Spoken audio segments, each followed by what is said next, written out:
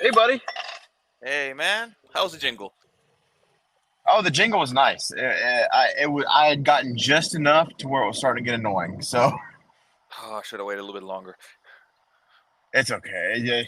It's one of those days where the interstate, uh, you would think this is one of, the busiest roads we can work on.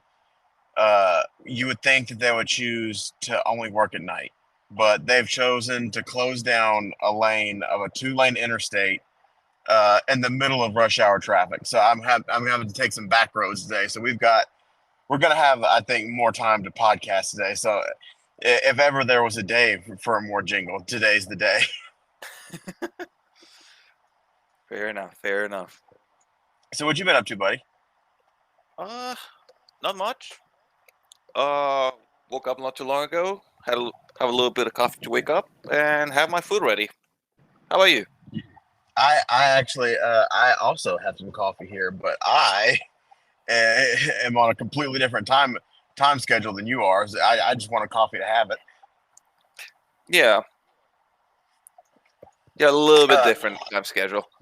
yeah. So game wise, what have you been going on with? Well, I beat Scorn this morning. Yeah. Last week I beat Quantum Break and Alan Wake Remastered. Yeah. Alan Wake is, eventually,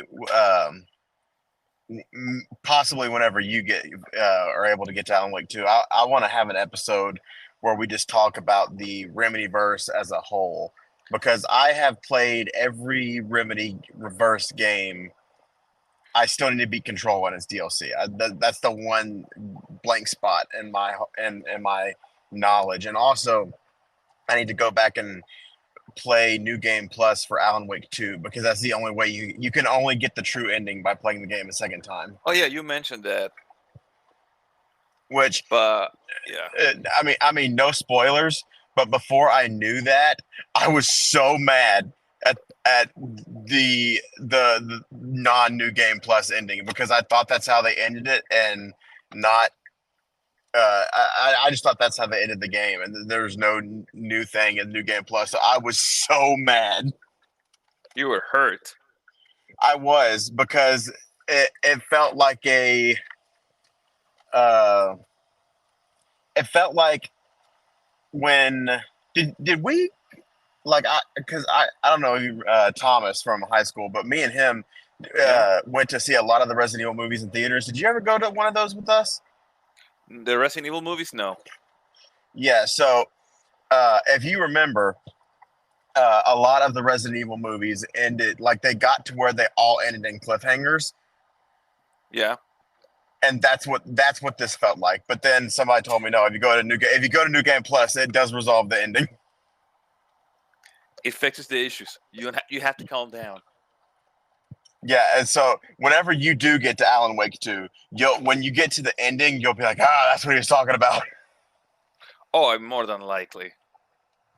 Uh, but so I have been deep into Infinite Wealth, the new Yakuza game, and man, so if Nintendo wasn't, like, I'm sure if they weren't busy with Power World, I'm sure that they would be so that I'm sure that they have a lawyer chomping at the bit wanting to get after Infinite Wealth, because they are poking at so many of their franchises right now.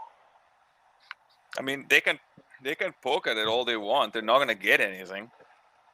They so in the original Like a Dragon, they had Sujimon, but it was basically just they had a Sujimon professor who was a guy in a lab coat. You when you first meet him, you get to pick a Sujimon, which is a red, blue, or green one.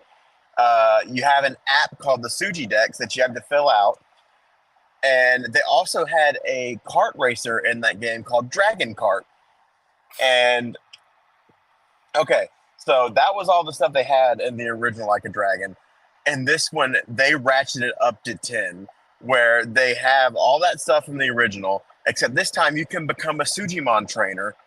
Uh, where you go out and you collect, you fight the Sujimon and fill out the Suji decks like you did in the first game, but in this one you also have to give them gifts to convince them to join your Sujimon team.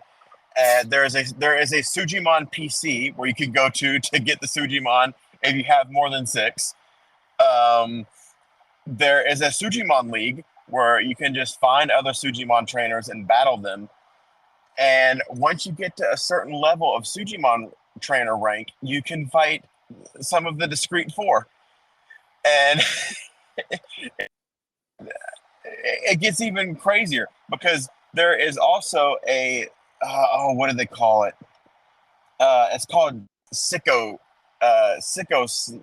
It's not Sicko Snap, I don't think, but it's called Sicko something. I can't remember what it is, but you get on a trolley and you basically have to play Pokemon Snap as well. And going even further, they have a full-fledged Animal Crossing game that I have not gotten to yet in this game as well. So I just don't see myself getting out of Yahoo anytime soon.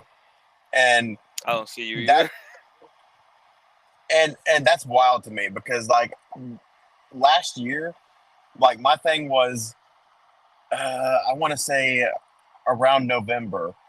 That was when the kind of game releases kind of started to dry up. I was like, well, I don't have anything, I don't have anything coming out until Persona 3 Reload. And now Persona 3 Reload comes out in 2 days when we're recording this. And I'm just like, I don't know when I'm going to get the time to play that. Ooh, you're in a hard spot, man. But yeah, so I mean, Yakuza out of the way. And the Remedy-verse out of the way. We've got some game reviews to talk about. I'm going to leave it up to you. Do you want to start or do you want me to start? I mean, I'll start. Basically, you gave me a code for Destroyer, the U-boat hunter. Uh-huh. And honestly, this game, I thought it looked cool. I played it, and it's even more cool. But it's honestly one of those games where you need to like, at least for from my point of view, you need to be like so ready to like switch stations and look at so many different things to be able to play it well. Mm-hmm. Because the way the game works is you're a destroyer, World War One. Basically, you're escorting a fleet, so you have to like watch out for submarines and try and prevent them from destroying your fleet using depth charges. And thing is, the game has so many. What's it called? Give me a second. What's the word? Stations that you have to like be like ready to like switch to. Like there's a station obviously for like manning the ship, seeing the direction, speed, and stuff like that. Then there's radar, which takes care of sonar, radar. You have to be paying attention to that to make sure to know where they are. You have the gunner stations where you can look through the guns, load different ammo. For example, if you're at night, you can use flare rounds to actually get a better look out into the sea. There's the ports there's like the viewing ports where you can just look out into the ocean from different points of view in the ship. So them and well, obviously like there's the what's the word oh yeah, and then this is there's a combat deck where you basically like are tracking the plot of the ship, and you have to plan out how you're gonna drop the depth charges. Are like they're gonna explode soon after dropping to the water. They're gonna drop out like after a long time, so forth and so on. So the game just gives you a lot of stuff to like look into, honestly. And I don't know if I'm too small brain for it, but uh, it felt like a bit much, but like the more I looked into the game, the more like I saw like one single comment. This game needs multiplayer, and I agree. Yeah. This So, game, go oh, go go go ahead. ahead, go ahead. No, you go ahead. Uh, when you told me it didn't have multiplayer, I think that was the biggest shock for me because like looking at like when I was looking at this game, you know, before I sent over the code to you, I was like, well, surely this game has to be multiplayer because there's so many games uh, that like you see games like stuff like Lethal Company and stuff like Among Us, and they're all games where you're having to complete tasks and stuff like that. And that's the vibe that this game gave me as I was looking into it. So the fact that it did not have multiplayer was really a shock to me. And I guess the question that I've got for you is there any kind of AI that helps you with any of the tasks, or is it's solely on your shoulders? It's like solely on your shoulders, really. Eee. I would But sink that ship. yeah, like I said, for me, it's way too much information.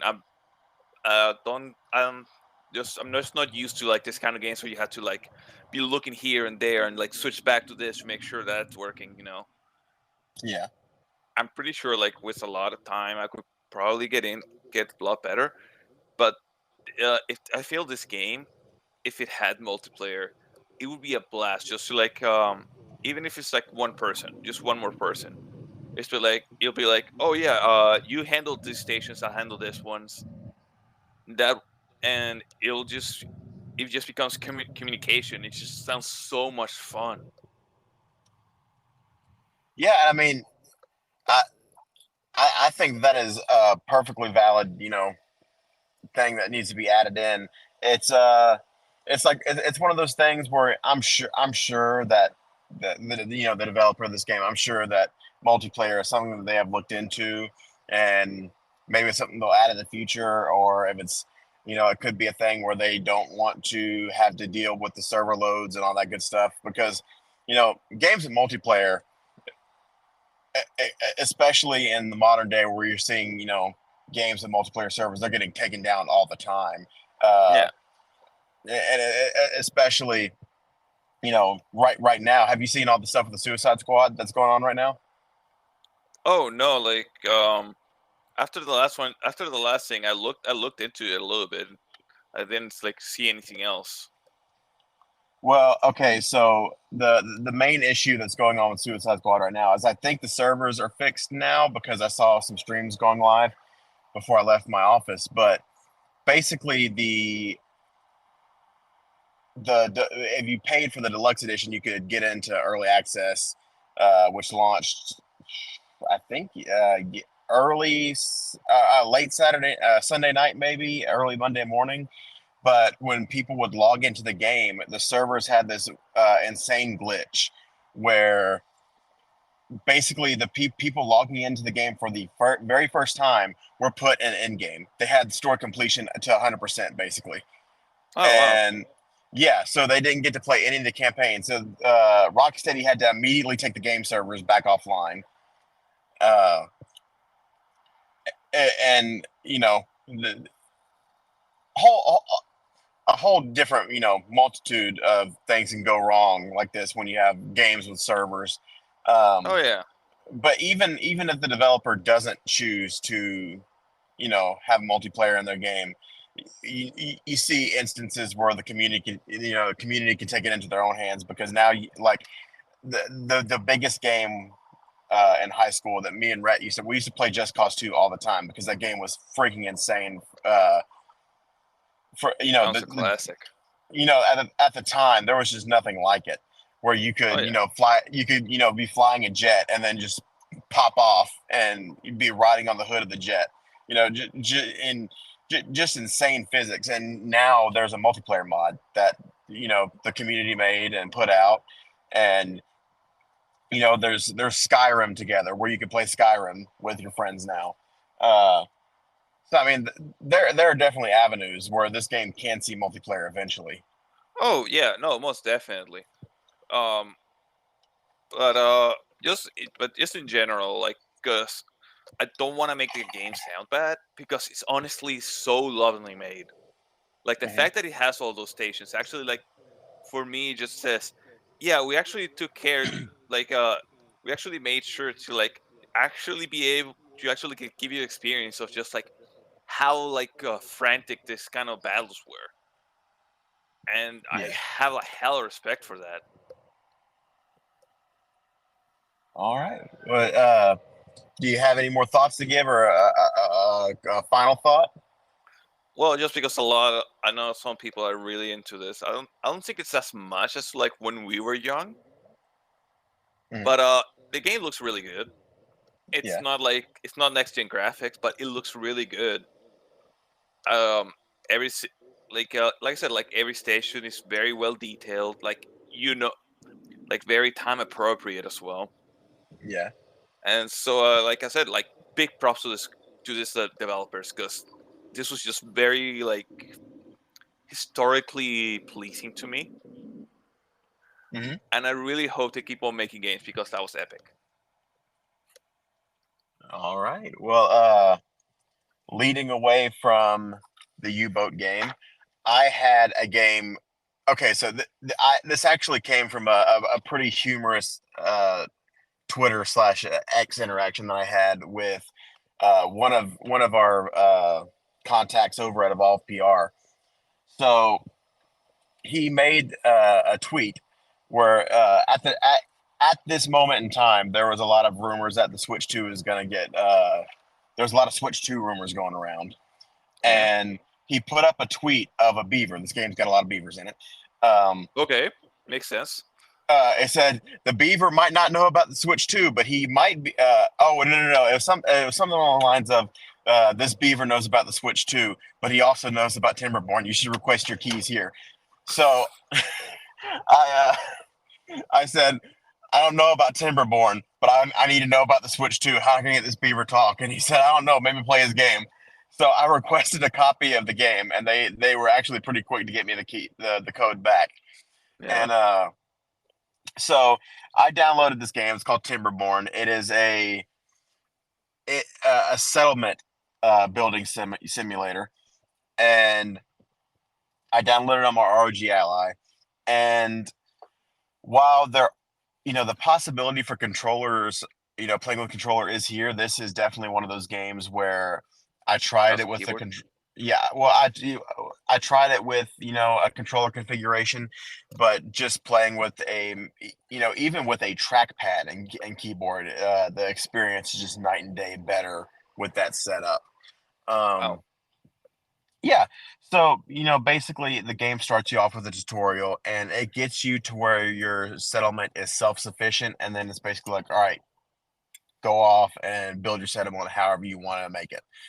Um, Basically, you have beavers and you're their leader. And you have to craft, you basically have to lead them into crafting a good settlement. And there are a bunch of different factors you have to take into account. Every time you build a new building, it has to be connected to the district. There's a district center, and you have to keep everything connected to the center. So, say if I were to build a like housing for my beavers, I would have to connect that housing via a road system. So everything is connected via roads, All right. and uh, you have to you have to have housing obvious for obvious reasons because your beavers need somewhere to sleep and they also need somewhere to procreate, if you know what I'm saying. uh We yeah, need so more you need beavers. to well, yeah, you need more beavers because this is actually something that I thought was really funny. I don't know what the it's like what the scientifically accurate lifespan of a beaver is, but according to this game it's like 2 weeks because like as I was looking down, there's like a little window at the bottom of the screen where it's saying, hey, your beaver a beaver was born or reached adulthood. I'm not kidding you. Like it felt like every 2 in-game weeks, I was looking down. I was like, "Oh man, this beaver died of old age." It's like he was just born. I mean, Wow. these beavers die so fast. Yeah, Uh, they do. It's supposed to be 10 to 12 years. I just looked it up. oh man, it was definitely not 10 to 12 years. Let me tell you that. It was like 2 in-game weeks. Um, so yeah, you've got your beavers are born, and like for a while there's just like little children beavers, scampering around, but then eventually they get into adulthood and they can go into the workforce. While they're children, these beavers are basically just they're just resource sinks where they're just taking resources. Uh, so to get the two main things that you need to keep your beavers alive are obviously food and water. Water is, it's really easy to have water. You just need to build water pumps, and then you need to have basically, I'm blanking on they're basically storage tanks where you store water. All Uh, right. and then for food, there are these berry bushes that you can have gatherers at. And as long as there is a beaver working the gatherer hut, they will constantly be harvesting for berries uh as long as it's like in their range of the gatherer hut. And then there's farmland. The tutorial actually sets you up pretty nice because it tells you to plant like 100 carrot crops, and those 100 carrot crops kept me pretty stocked for a long time. I didn't have to plant more crops for a while. Nice. Yeah. So as with pretty much any of the resources, you also have to have you have to have storage for them. So like for carrots, I had a storage facility for the carrots. Uh, for wood and planks and scrap metal, all of those things are things that you need different storage facilities for, and the beavers will basically, as they're harvesting trees or crops, they will bring uh, those resources to the storage facilities. Goodness, you're speeding, sir. uh I have to Sorry, go sorry, I somewhere. got well, no, so like I'm going on this back road basically to go around the traffic, and this guy in a jacked up truck, he just ran around me going way over the speed limit. Anyway, uh, another thing you have to keep into account is that every building needs a set amount of workers. Most buildings only need one worker, but like things like the farms, they need three. So uh, that's just the start of it. And there are events that are new to this particular instance of Timberborn, where it's called Bad Water. Um, Bad Water initially is not really a big threat to you because you don't have to, like, it's kind of like off in the corners of the map and not in your settlement. But as you start to move outward, get close to these bad water sources, and you could choose to convert the bad water and to basically I think you can basically convert them into materials that you can use for the bar in the later game. All right. Um, but for the most part, bad water just when bad water is flowing, basically the soil is not usable for like farming or anything like that. Uh, but there are there are structures that you can build with science points, and I'll get into that in a minute. Where this you can basically either harvest the bad water, or you can convert the source of the bad water into fresh water. Uh, but the one time that you do have to you're forced to deal with the bad water is every now and then there are what's the word I'm looking for? Basically, environmental events where either there is a drought or there is a bad tide, and basically, a drought is exactly what it sounds like, where the water, the river will dry up, so all of your water production stops, and your when the water goes away, your land turns barren, and basically there's a time limit for how long your crops can stay alive without water, and sometimes the drought lasts for longer than your crops do. So Oof. when the drought ends, basically your beavers have to go out, take away the dead crops and replant them. So if you don't have a decent stockpile of resources backed up, that can cause you can get into problems where your food and your water starts to get low. Um, that isn't something like I was pretty good at managing resources, so I never really had to deal with that. Yeah. But I did have some close calls towards the end game. Um, Other than that, uh, you're basically you're basically you have these structures that accrue science points, and you use those science points to unlock more buildings and upgrade and settlement upgrades. Like you can use science points to unlock different methods of uh, power generation. There are bridges that you can build to get to more, basically to get to more land to build out your settlements a little bit more. Um, the power options. It took me a little bit of time to get acclimated to using them properly, but basically, there are windmills and water wheels that you can build, and each power structure has it has an amount of power that it can output, and once you have it built, you have to run power lines which cannot intersect with your roads. You kind of have to structure. You have to build out your settlement in a particular way so that your power lines and your roads interact with each other. And from there, you have to build foresters so they can replant the trees as you're cutting them down, uh, planting more farms as you go. There are different things that you can build, like lido decks, where your beavers can have like a little beach area, basically. There are what's that going down? What's going on down there? Okay. Life is going on Uh, in there. yeah. So I mean, there's like campfires. They love campfires, man. Uh, just little I things remember to make them. campfires. Yeah, campfires are great.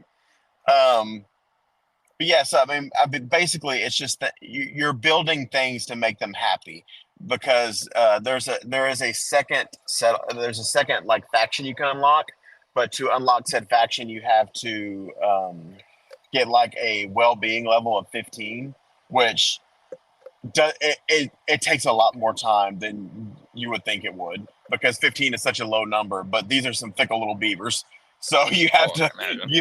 you have to really work to get them uh, to the happiness level that you need. That being said, this is a very good. This is one of those games where if you have like a show that you want to binge and you want to put it on, this is a game that you can be playing while you're doing that. I played I played this game almost entirely during work hours. I had a second monitor at my desk where I plugged in my ROG Ally, and I I would just tell my beavers to do stuff, and when I got the appropriate resources, I would have them do more stuff. And I will say the one thing about this game is, in the early game, and even towards the end game when you're trying to build out your settlement into new areas, I would ratchet up the game to there's basically pause, normal speed, 1x, 2x, 3x speed, All and right, the usual for that kind of game. yeah, and for the most part, I had it at 3x speed so that I could be doing my work and they were gathering the resources I needed to, you know, basically to get my settlement to where I needed it to be. Um, yeah, I mean and that's pretty much the gist of it. You're basically consistently, farming resources, science points to build new structures and to build out your settlement. I I haven't really messed with the new faction yet. That's something that I'm gonna look into, at at a later time. But Fair. basically, uh, there were things that I just didn't really mess with. Like you can, as you build further and further out, uh, the game kind of really nudges that it wants you to build like second and third districts. Um, Right. but I never really did that. I just kept building out what one district, building it out further and further and further, and I never really had any issue.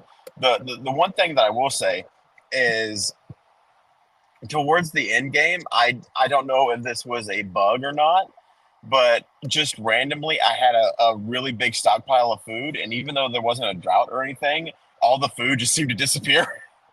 like I had over like my total food count was like close to 2,000, just in storage. And out of nowhere, I was at like 150, and I was like, I don't know what happened there, but I felt exactly like a manager. I was like, where'd all the food go? We were Uh, hungry. yeah, well, they must have all been hungry at once, and just you know what I think it was. I opened the bar, and I think they had the munchies. Uh, Well, you can have a so good yeah, drink without a good snack. yeah, I mean, I guess so, but I mean, leave some food for the other beavers. Fuck them. Mm. Okay, I did just think of this. So it was something that I did want to talk about, and maybe this is something that I just missed, and somewhere on a management screen. I wish that there was something where I could see all of the buildings, basically all the tasks that I had queued up for the beavers to do, and I wanted a screen where I could go through and manage the order without, because I mean, you can go to a structure in production, and you can say I want this to take priority over everything else, and then we'll go and do that. But there's not, like, I didn't see a dedicated menu where I could like go through and see a list of everything that needed to be done and like rearrange the structure there. I think that would be a great. I just think that would be a great thing to have for this game. Um, but yeah, I mean, other than that, I mean, this game has a relaxing little soundtrack. It does a great job of, it did a really good job of keeping me zen. Um, Battery life, I mean, this game's not gonna. It didn't zap the ROG Allies battery that one time I played it portably. Um, every other time I played the game, I was plugged in, so I didn't really have to worry about battery life there.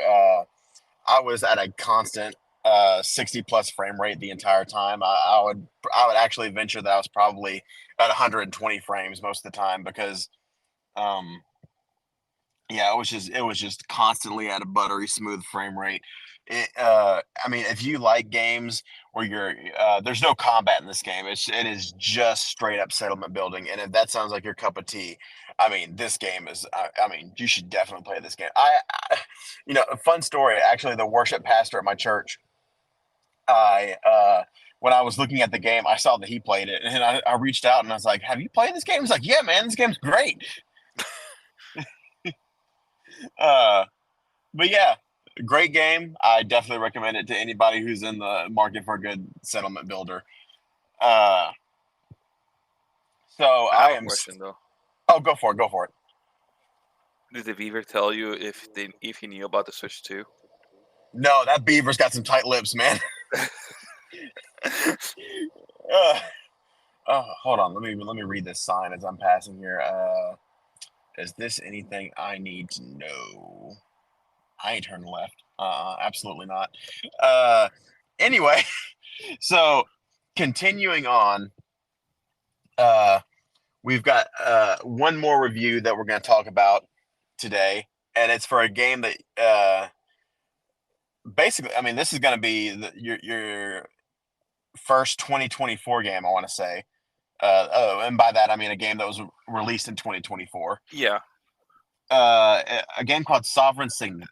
I'm so sorry. I don't know what happened to my voice there. Sovereign Syndicate. Yeah. I gotta say, this has been a very interesting game for me to play. basically, Sovereign Syndicate plays like the best way I can describe it is Baldur's Gate in Victorian England, but without any combat. And what I mean by without any combat is like everything everything you do is like everything that happens in the game is based upon your actions. Like I haven't played through the whole game yet. I will say that much. The game is honestly, I'd rather whenever I do play this game, I like to like sit down and actually play like a chapter at a time Yeah. because it's a lot of information that they give you like per chapter. Uh, Yeah. basically, there's like basically the way the game works is uh you start the game and in this in this game it starts it had at the moment I've seen three characters.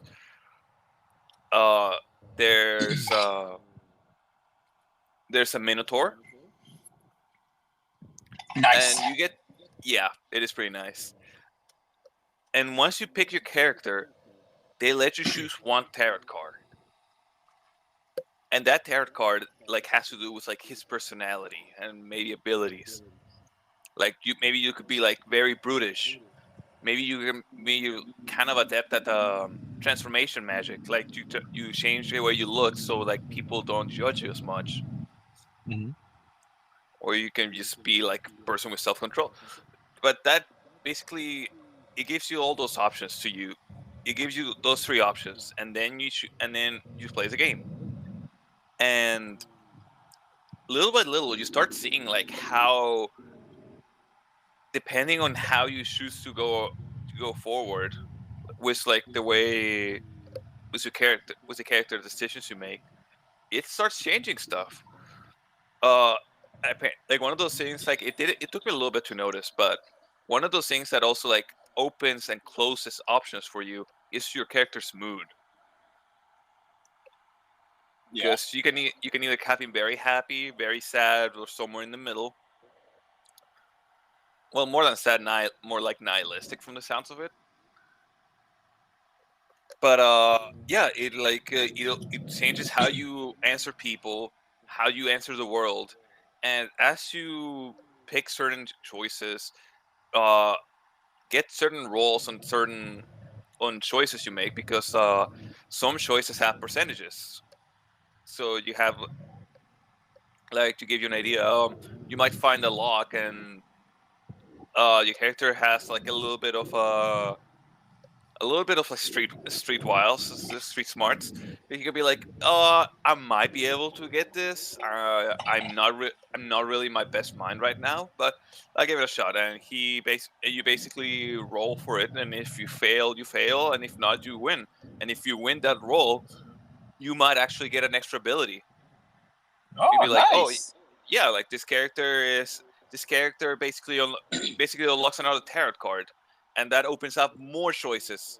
And uh, as I've seen, whatever card you open for one character, it opens up for all the other characters as well. Ooh, I like that a lot. It is very interesting. So let's say early game, you could completely change how a mid game a mid game character because for what I noticed, each chapter changes the character. Uh-huh. So by the time your character's three, you could have completely different abilities than you might have if you had chosen something else on the first two characters. Oh, I like So that a lot. yeah, it has a bunch of little side quests to like, and the side quests feel like they like get you a better idea of the world.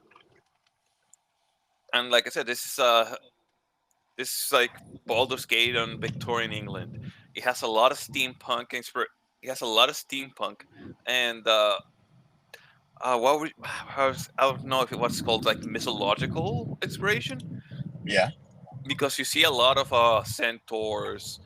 Um, uh, it was centaurs. Oh, I forgot the name of all the species.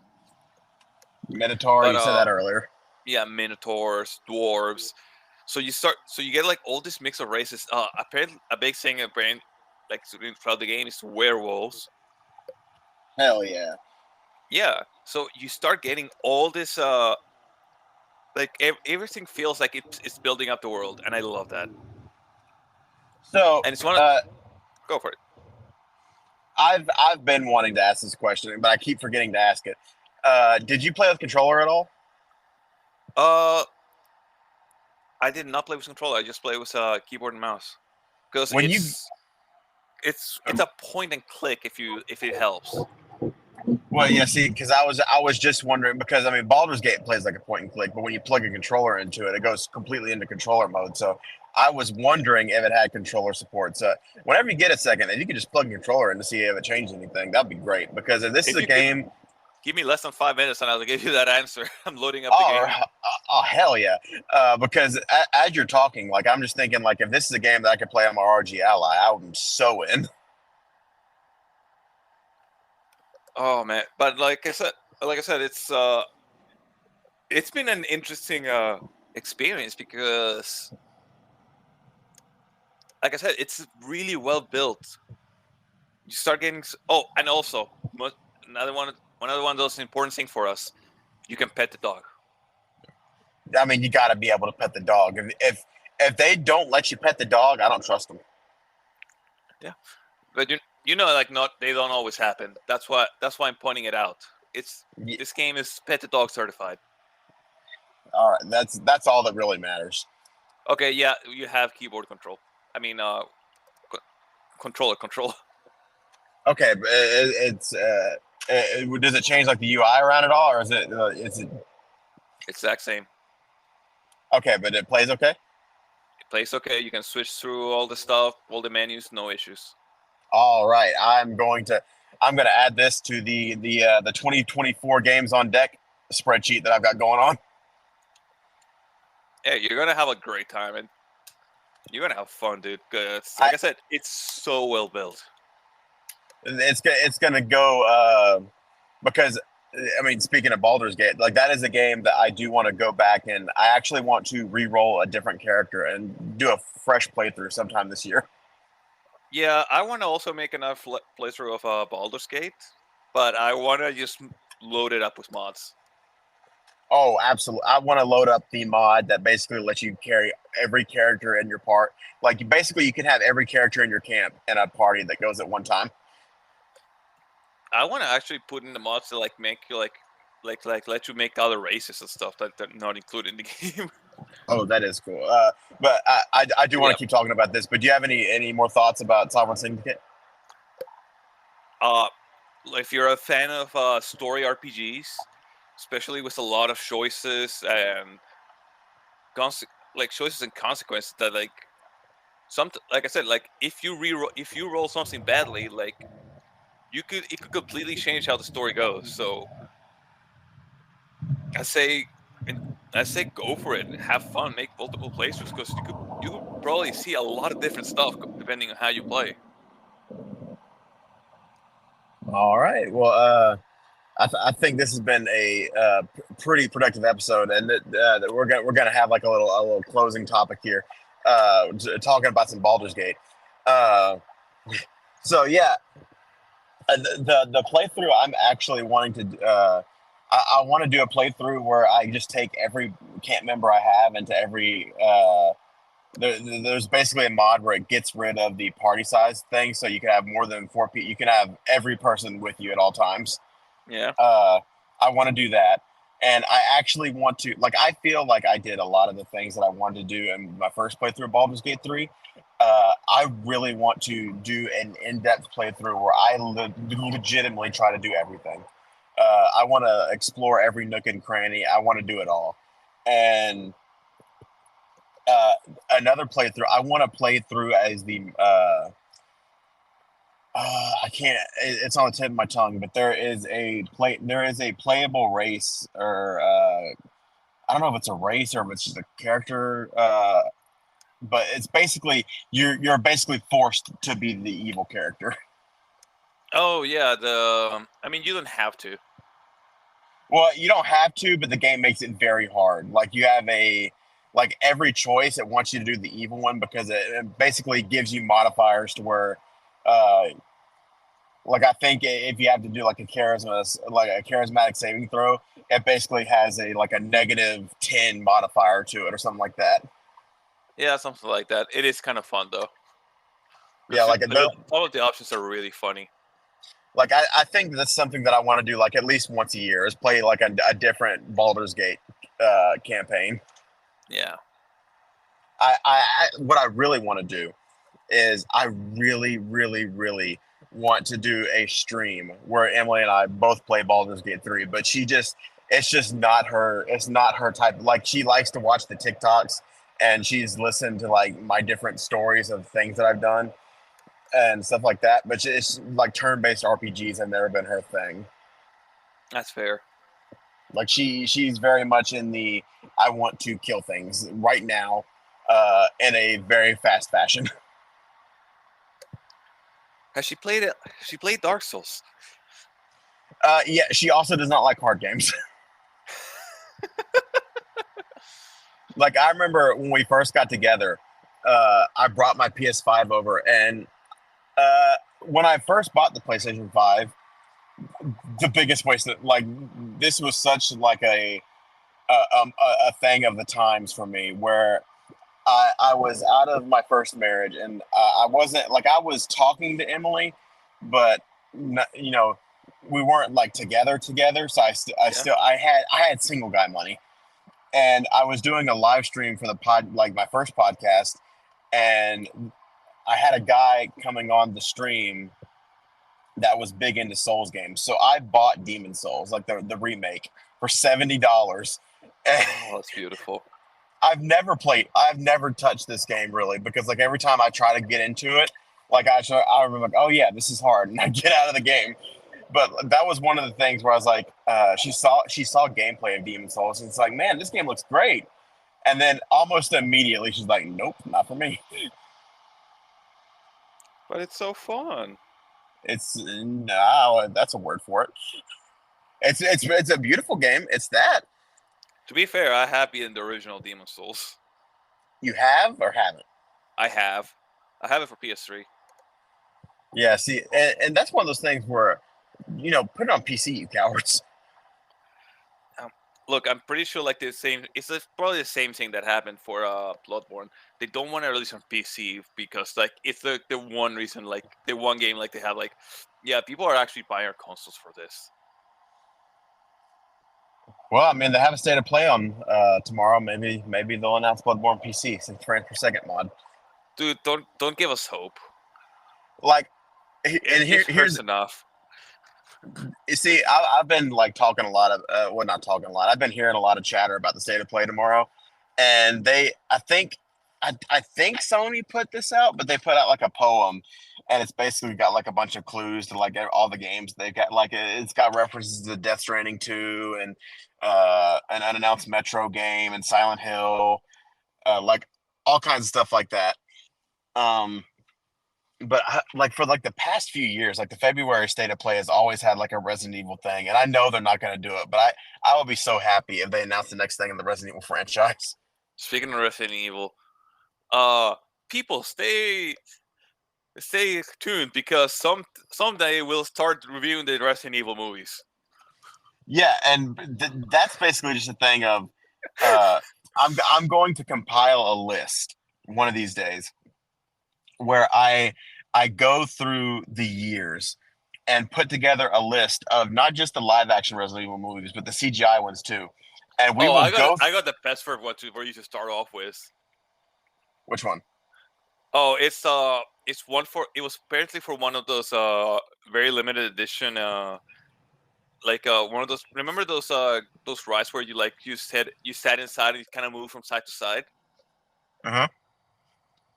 It's for a movie for one of those. Oh, nice. Oh god, it's so bad.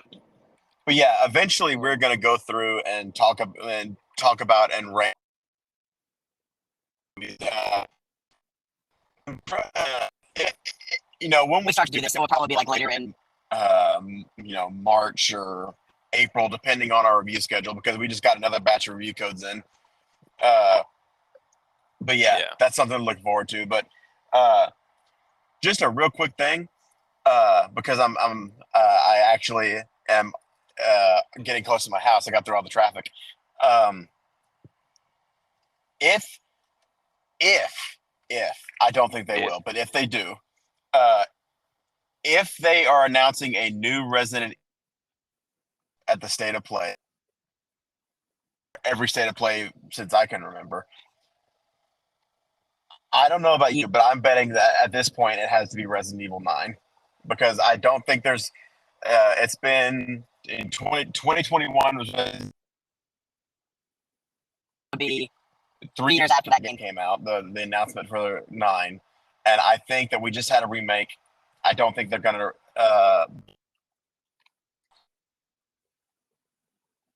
That's my thing. And if they're showing you Resident Evil, you could mark my words. 3 weeks after the fact, because that's when this episode will come out. But if they're showing Resident Evil, I'm betting it's Resident Evil 9. I mean, I hope so. I've seen a lot of little things about it online, this is what the game's gonna look like. This are the enemies. I'm like, I don't want to look at it, because if it is true, I don't want spoilers. Well, we will know tomorrow, and we're gonna go ahead and end the episode here. And if they show tomorrow, I will record a special one-man thing where I say I told you so, and I'll put it at the end of this episode. Fair. Oh, by the way, I sent you your first movie. Okay, I'll look at that whenever I get home. With that being said, thanks for listening, everybody. And Leo, thanks again for your work with these reviews. And we'll be back next time. Thanks, guys.